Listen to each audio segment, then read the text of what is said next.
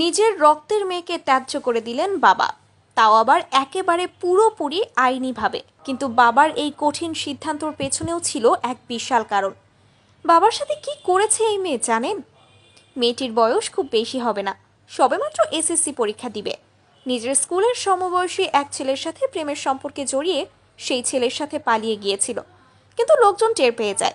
ঘটনার এক পর্যায়ে সেখানকার লোকজন মেয়েটির বাবাকে কল করে ডাকে, সেই সাথে ছেলের পরিবারকেও ডাকা হয়। ঘটনাস্থলে মেয়ের বাবা পৌঁছাতেই মেয়ে জানায় ওটা তার বাবা না। বাবা দীর্ঘ এতগুলো বছর নিজের সমস্ত কিছু দিয়ে মেয়েকে বড় করলো, আর সেই মেয়ে বিপদে পড়ে এখন বলছে সে তার বাবা না। মেয়েকে সেখান থেকে উদ্ধার করে শেষমেশ বাড়িও নিয়ে আসে বাবা, আর সেই সাথে দোকান থেকে কিনে নিয়ে আসে স্ট্যাম্প। একেবারে আইনিভাবে মেয়েকে ত্যায্য করে বাবা।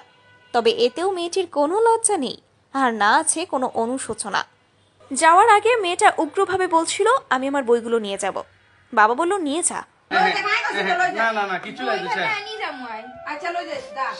কিন্তু এই বইগুলো ছাড়া আমার বাড়ি থেকে তুই আর একটা সুতাও নিতে পারবি না, আর আমার বাড়ির আশেপাশে কোনো জীবনেও আসতে পারবি না, চলে যা।